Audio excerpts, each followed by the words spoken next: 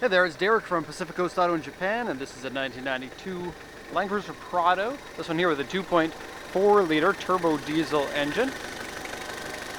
And of course, four-wheel drive. And the Prado, I suppose that they call this the 70 series Land Cruiser. The Prado split up from the regular Land Cruiser after this generation for the 90 series and then I think 120 series. But the 70 series shares an awful lot in common with the regular version of the Land Cruiser, which tend to be quite a bit more expensive. The Prado, I think, is a lovely vehicle because you get it at a good price. You get the coolness of the 70 series, which to me is a big thing. I love these so much. This one here was bought from auction in Japan for export to the USA under the 25-year rule. Has a cool grille guard and roof carrier. And this will be the post-purchase inspection. So this engine is called the 2L engine. These are the engines that are kind of known for having head gasket problems. Now from what I've seen, they don't really have issues, but they don't like to be pushed really, really hard, which tends to happen in countries other than in Japan. Here in Japan, when you drive the vehicle in the mountains or on the hills, it's a very different story than in North America or other places where you're going to be going uphill for a long time. It's not a super powerful engine, and if you floor it all the time, you run that turbo so hot, and it tends to have problems overheating. Now, if you're careful with it and you don't abuse it like that, then I don't really see any problem with it. And then if it is going to be something that's going to be driven harder, you can do things like an intercooler or an oil cooler that can help with that. But do take care about it. It kind of has something of what some people might consider a defect to the design of the engine in the way that the coolant works.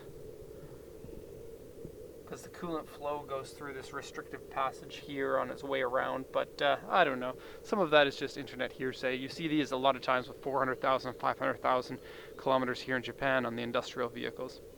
It's easy to put an intercooler in if you want, because you just take your pipe off here and then fashion an intercooler for you. Turbo's right on the top there. And these are engines with a lot of parts worldwide, and so getting parts for them shouldn't be that difficult. Plus, a lot of 70 series full-size Land Cruiser parts will switch over with these because they run the exact same body.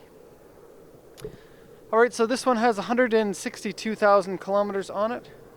Now this comes with the Land Cruiser Prado comes with a 3-liter turbo diesel engine. You'll spend more for those ones than you will for these ones because the bigger engine is also a more modern engine, a little bit more refined. I'm going to close the hood, so I'm just going to put the camera down here while I do so. Oh, and the little clip here for the hood prop is missing. Put the camera back down. Don't squish the camera. Okay. We're good. So I think overall, good price for this one. I can't say exactly the price because it's already sold to somebody. But I think good price on this one. The condition is good pretty much all the way around. Interior is good, no bad smells, no cigarette burns or anything. This here is the auction inspection sheet, so I'll go over and translate this for you. It's the Land Cruiser Prado. It's a 7-seater with 3 rows. Regular Land Cruiser is only 5-seater with 2 rows. It's an auction grade 3 with an exterior D. This auction didn't give an interior grade to it. 162,030 kilometers, 4-wheel drive, sunroof are the sales points, and then the report here says windshield rock chip, which is nothing you really have to worry about. These are minor type things, and let's see if we can find one. I don't know, I can't even find one. Okay. Interior scratched and dirty and wear. Engine start problem. Okay, so this needs a little bit of explaining. It's not really a problem, but it kind of is. Looks like the ignition switch bit the dust on this at some point, and then it was rewired to have a push start button. And it makes it a little bit more complicated to start, but we figured it out. What you got to do is flick this switch up, press the start button, wait a couple seconds, hold the start button down, and then switch this off. It's a bit complicated. You could replace it with your own system if you really wanted to, if it was too annoying, but it's kind of like a theft prevention device, because other people won't know how to start your car. Okay, so seat covers on the seats, aftermarket audio in it, headliner is dirty, we got a U.S. Army helicopter above us. Aftermarket suspension, so this is a lift up, just slight lift up. Molding ×1 is missing. It's on the other side, but it actually came inside the car, and so we'll tape it to the exterior of the car so that it gets there, and then you can properly install it when it comes in. Door mirrors scratched, underside surface rust, no problems really at all with surface rust underside. If there is corrosion on the underside, that may be a problem, but it's really to each their own what they will consider okay. Usually the corrosion here in Japan is not as bad as it is in several other countries for a vehicle that is now more than 25 years old. Various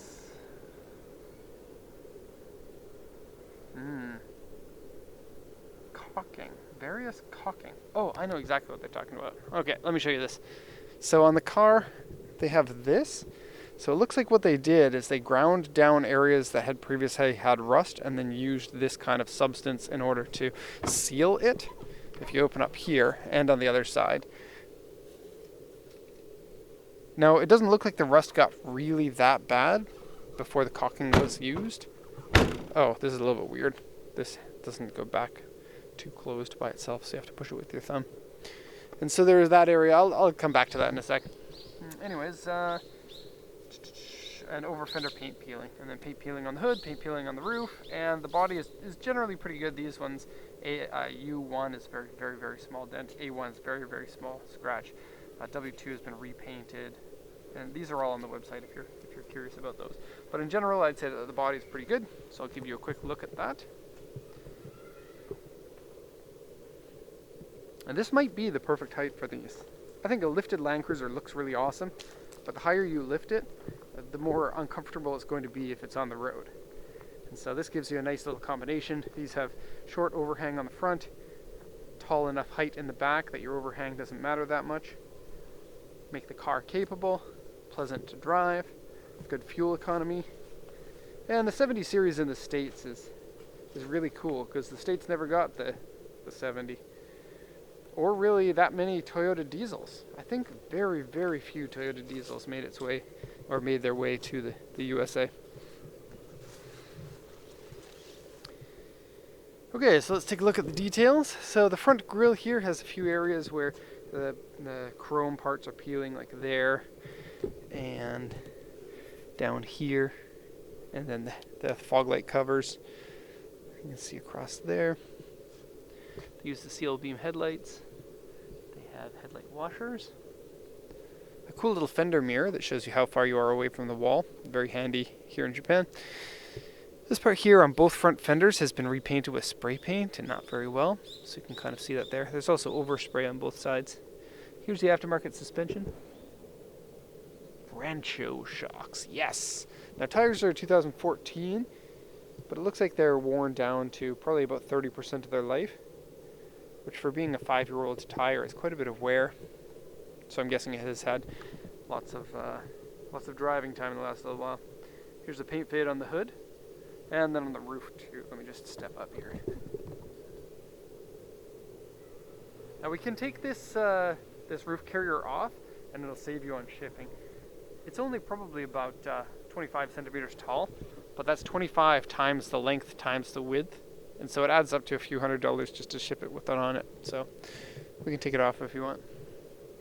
Scratch there. This side panel is quite good. There are a few dents, but they're all very mild, as you can see.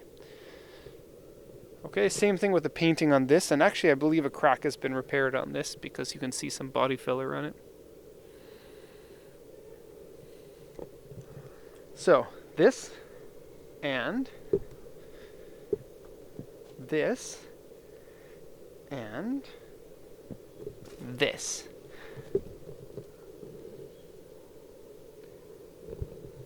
There's your areas that have been repaired with what they called caulking, but it kind of feels like sandpaper, like a 1000 grit sandpaper. It's smooth but gritty.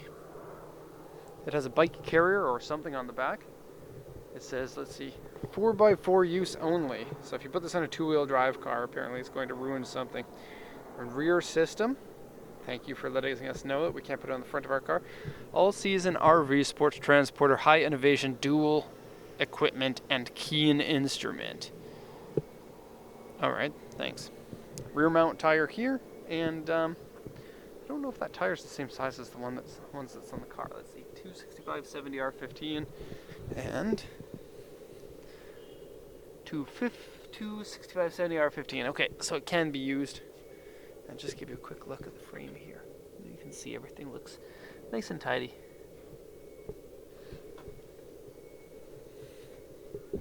Okay, down this side is about as good as the other side.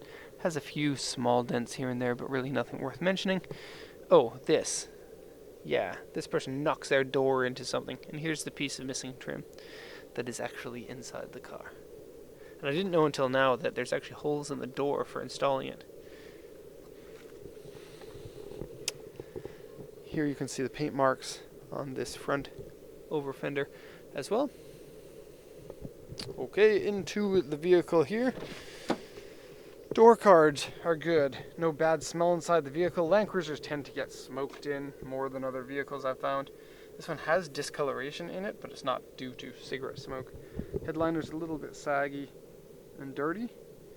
And when you open the sunroof, it works fine, but you can feel, or not feel, you can hear it rubbing on the inside, like this fabric is rubbing in there or something.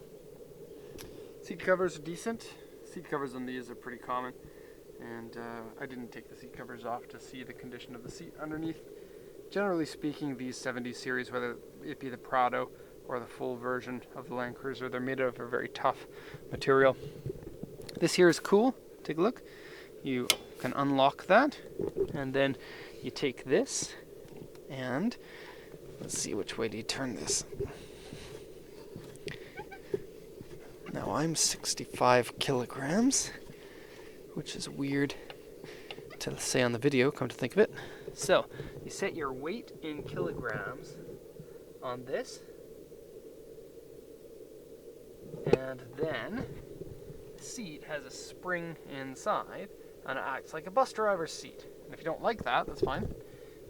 Just lock it so that it doesn't bounce. Very cool.